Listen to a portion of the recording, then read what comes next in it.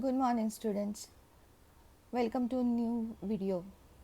In the last video we studied optical activity, and regarding that optical activity so many new terms we studied, just like that asymmetric carbon atom or chiral carbon atom, then enantiomers, then dextroleo-rotatory, then plane polarized light, and then asymmetric center. Then we studied racemic mixture, and so on and so forth. And similarly, we studied few structures also. So that is the Wedge formula or feature projection formula. In that, how to show the arrangement of the elements or groups attached to the chiral carbon atom or chiral carbon atom. Now the next topic is, under the chemical properties, we have to study substitution reactions as well as elimination reactions. So today we will start with the substitution reaction, and this is the very major part of this chapter. So first of all, we have to see theoretically what is substitution reaction. When a group bonded to carbon in a substrate is replaced by another group to get product of that, then the reaction is called substitution reaction. Means what? Suppose one of the weak nucleophile is attached to carbon, okay, but somehow one strong nucleophile is there, then definitely this strong nucleophile will try to replace this weak nucleophile and form a stable product with this strong nucleophile. Means what? This weak nucleophile substituted by strong nucleophile, okay, strong nucleophile, and then such type of reaction is known as substitution reaction, and we get the product with the another group. So initially the reactant with this group, then the product we get with this group, like this. Now what is exactly a nucleophilic substitution reaction is? Here it is CX bond is present in alkyl halide, and it is polar covalent bond. Are you getting this term? Polar covalent bond means what? This X is actually halogen, then it is electronegative. So what it will do? It will pull electrons from carbon like this towards X, and so this C will acquire positive charge. Of course, these are the partial charges. We are not going to get the ion C plus and X minus. These are the partial charges like this. So we have to write delta over there, and that's why they call as a polar bonds. No doubt they are covalent bonds. Sharing of electrons is equal, but due to this characteristic of halogen, which is electronegative, it pulls electron towards it. It is a sharing in between CX, which is at the center, but it pulls carbon's electron also towards X, and that's why it gives polar character. Next, carbon carry positive charge and as well as halogen carry negative charge, which I explained before. In other words, in CX bond there is electrophilic center. Therefore, it has tendency to react with a nucleophile. So, which is now electrophilic center?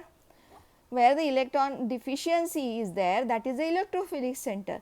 So, our carbon is having electrophilic center, okay, and that's why it is going to react with nucleophile. Therefore, it has tendency to react with nucleophile. The reaction is represented as nucleophilic substitution reaction. See here, this is nucleophile. Here it is creation of the positive charge in alkyl halide. So what is going to happen? This nucleophile replaces this X or substituted at this position, and so there is formation of product like this, and this weak nucleophile is removed, is go away from the reactant, and here it is formation of byproduct with this nucleophile, and in this way this nucleophile is substituted in the reactant. Getting this thing? Okay. Now next. Now the reactivity of alkyl halides in essence substitution nucleophilic reaction is also depends upon two factors. Which these two factors? One is nature of carbon. Means what? We know that there are three types of carbon. One is primary, another one is secondary, third tertiary. Means what? If one carbon attached to one another carbon like this, then that is the primary. This is primary. If one carbon attached to two carbons like this, then this carbon is secondary. If one carbon attached to three another carbons like this, then this is tertiary. We studied in 11th standard also. Now you may ask, how the then reactivity depend upon all these, and why we are saying this tertiary alkyl halide more reactive than secondary, and secondary alkyl halide more reactive than primary alkyl halide. See now here it is, suppose here it is X, suppose here it is X, suppose here it is X. Then the positive inductive effect of this carbon and the negative inductive effect of this halogen, this halogen will pull electrons towards here, but only one carbon is here. To this only one carbon is here. This is primary one. This is primary one. Then the positive charge is with respect to whatever they are having property. Okay. But if there are the two, then positive charge load is more here. And that's why on this carbon, and that's why this bond can break very easily. And now here are the load of three carbons are there, all are going to give electrons to this. So this positive, partial positive charge on C is more stable, and that's why this X can be easily removed. This can be easily removed. And so we are writing reactivity of tertiary alkyl halide is more than secondary alkyl halide, and secondary alkyl halide's reactivity is more than primary alkyl halide. Similarly, nature of halogen. Now what? This iodine is the most bulkier halogen atom than bromine and than chlorine. If it is a bulkier atom, then the bond length is higher as compared to this RBr. Bond length here will be like this, and bond length here will be like this. So now which is easy to break?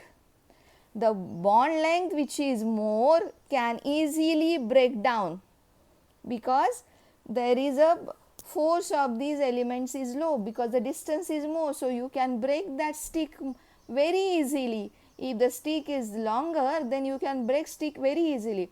If it is shorter, then you have to apply more energy, and if it is more shorter, then you have to apply more and more energy. And that's why reactivity is also depend upon nature of halogen, and that's why Ri is more reactive than RBr, RBr is more reactive than RCl based upon size of halogens. Now we will see chemical properties based upon all these things, nucleophilic substitution. All next reactions we are going to see. This is in the reduced syllabus. Laboratory test of haloalkanes is removed, but still I am going to take it. Don't know when the governments all the things will change, so we will go one by one everywhere. Now what is this? Haloalkanes are neutral solution. So an warming with aqueous NaOH or KOH, the halogen in haloalkane is converted to halide ion. Means what happened? See, this is our alkyl halide. Okay, alkyl halide. Then this is OH. From where this OH comes?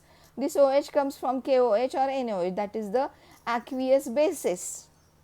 And then this is strong nucleophile than this X, and that's why this substituted over and this X come out from it, and so there is formation of ROH plus X minus. When this mixture treated with HNO3 or AgNO3, PPT of silver halide is formed. So this is just a confirmatory test that OH is substituted at the position of X or not.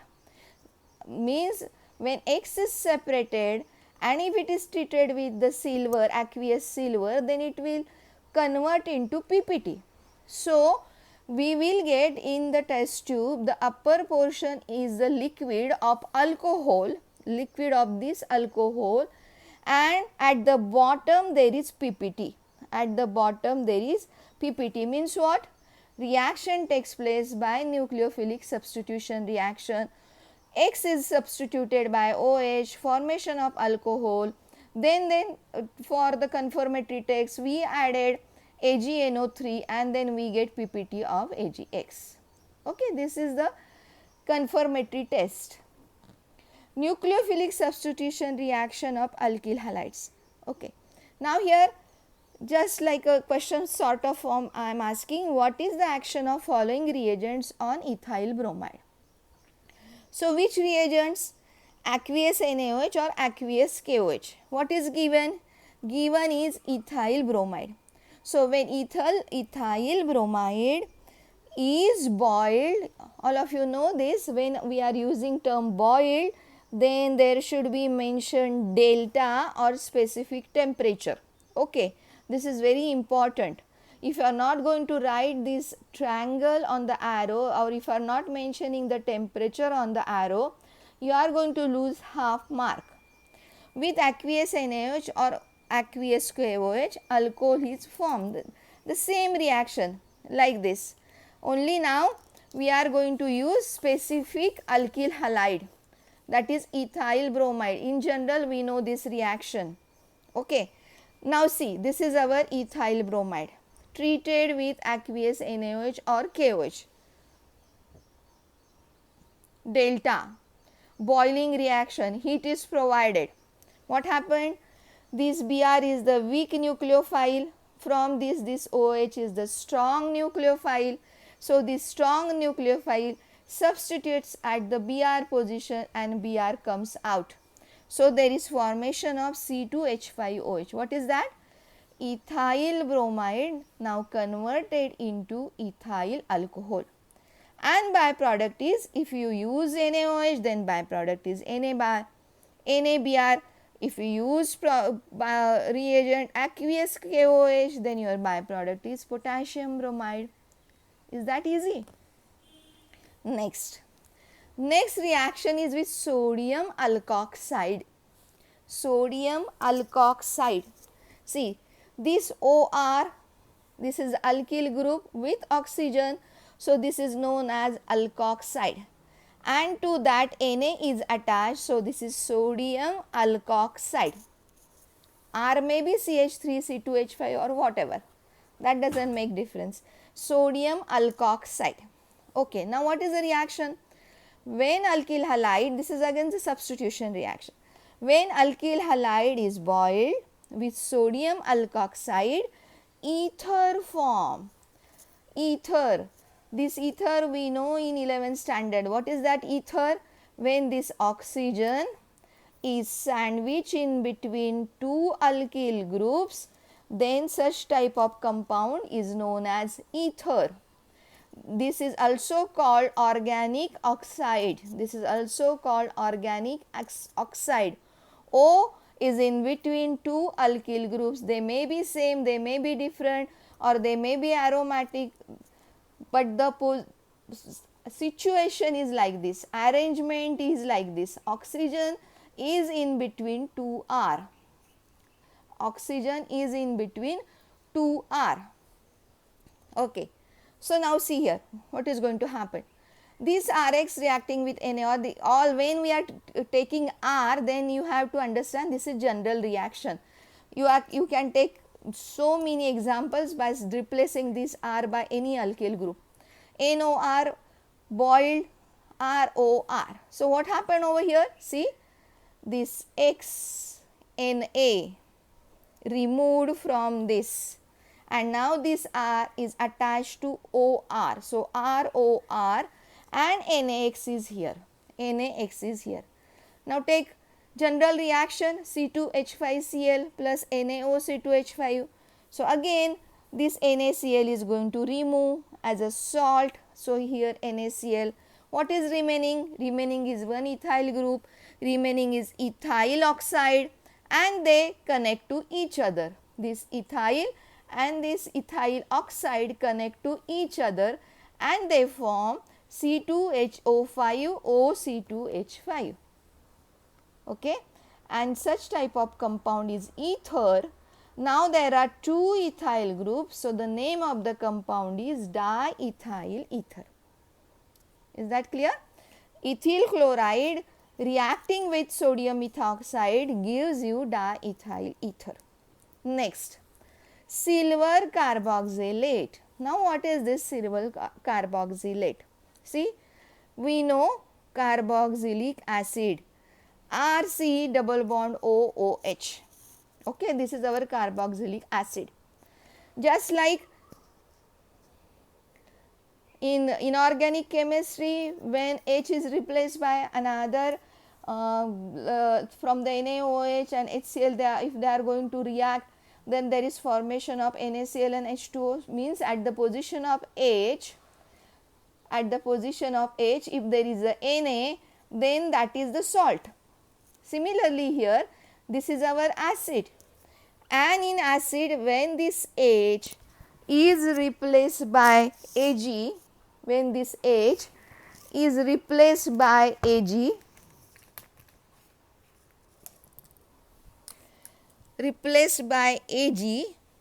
okay, like this, then this is silver salt of acid. This is silver salt of carboxylic acid. And when this is the thing, so instead of H there is a Ag, then this is the derivative of ester.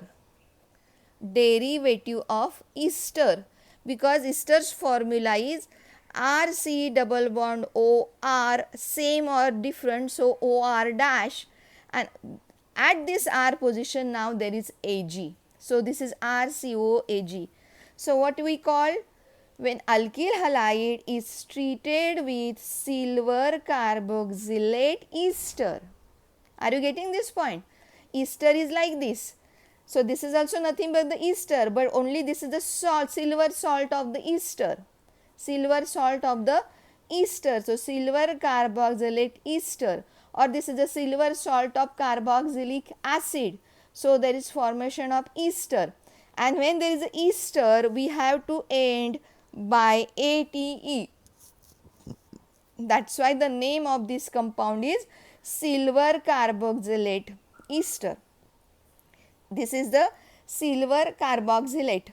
This one is the silver carboxylate, and then in the product we will get ester. How? See here. This is RX, means our alkyl halide. This is silver carboxylate. Now carboxylate, now R we are going to write down here specific, that is C2H5. So this is silver ethoxylate, and now what happened? See, now what happened? This Ag is replaced by C2H5.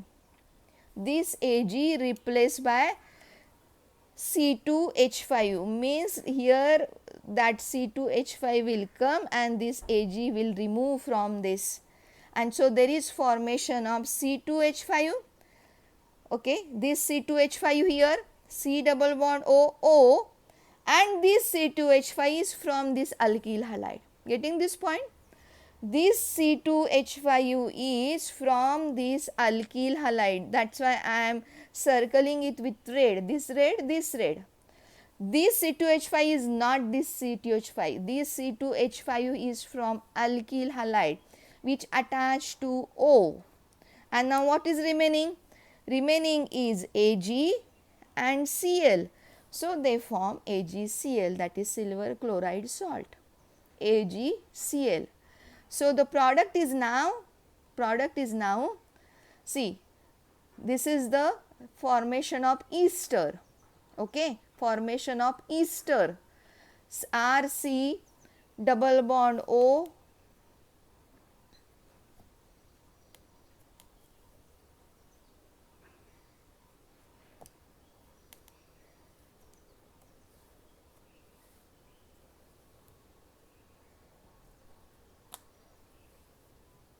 RC.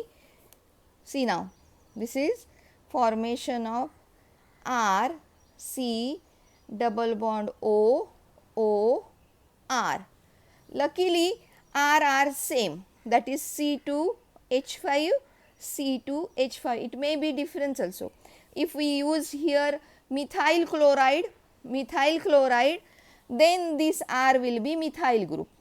Getting this point? Now here it is the ethyl, here it is the ethyl, so both the way it is same. And this is our ethyl ethionate,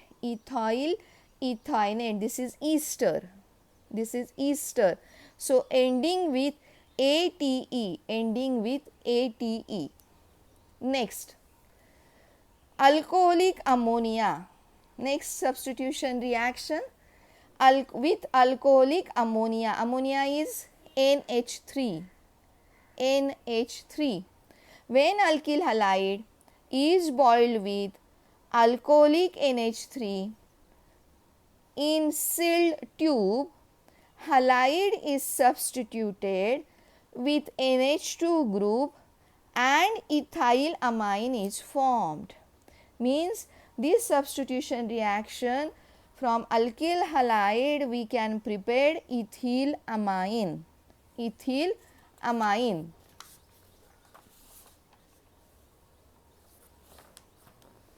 See here, example. First we will see general reaction. Rx plus NH3 boiled. Here for the boiling you can write delta also, providing energy. Then this X is replaced by NH2. How this NH2? See, this is NH3, we can write like this also. HNH2, like this also we can write. Okay. And then this H is going to react with X and there is formation of HX. This X and this H, and there is formation of HX. Take particular example, ethyl bromide reacting with alcoholic ammonia. Alcoholic you should write ALC. Like this, and then ammonia.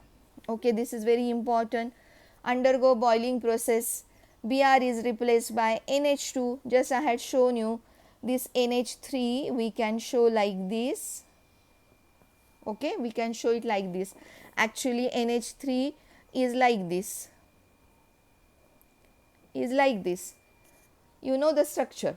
Okay, and from that one H we are going to bond with this Br and there is formation of HBr and the product is ethyl amine. Dash NH2 functional group is known as amine.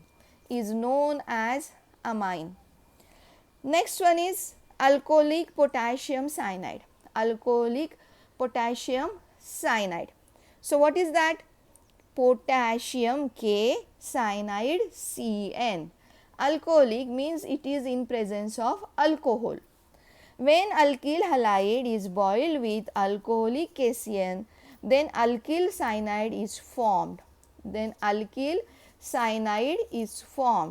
How this reaction takes place? Again very easy reaction. Only you have to mention alcoholic KCN. This is general reaction. This is example. Ethyl chloride treated with alkali KCN, boiled, or you may write delta, then you get C2H5CN plus KCl. This nucleophile is replaced by strong nucleophile, that is the CN cyanide, and so the product is ethyl cyanide, and chlorine reacts with potassium and formation of KCl. Then see now that this is very specific reactions and there is a difference in between these two reactions, you have to remember always when they are asking based upon the question on the product, you have to know which reactants you have to use. Okay, see now I am showing you the difference in between. When you use silver cyanide, What we use here? We use potassium cyanide, we get ethyl cyanide. Okay. But when we get silver cyanide, and in this reaction, very important, and there is a mechanism also, but we are not going to go in detail. Here it is bonding is reverse, bonding is reverse. Here it is to C2H5C is attached, then N. But if you use alcoholic AgCN, then see now, bond is not between R and C, but bond is between R and N. This is very important.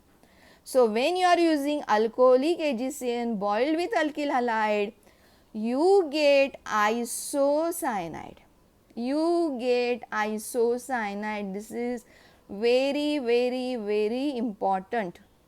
And then AgX is formed. See now, what is isocyanide? NC. So bond here it is with the C of this alkyl group. Now this N, we know that N's valency is 3 and carbon's valency is 4. But now we can see only N triple bond C.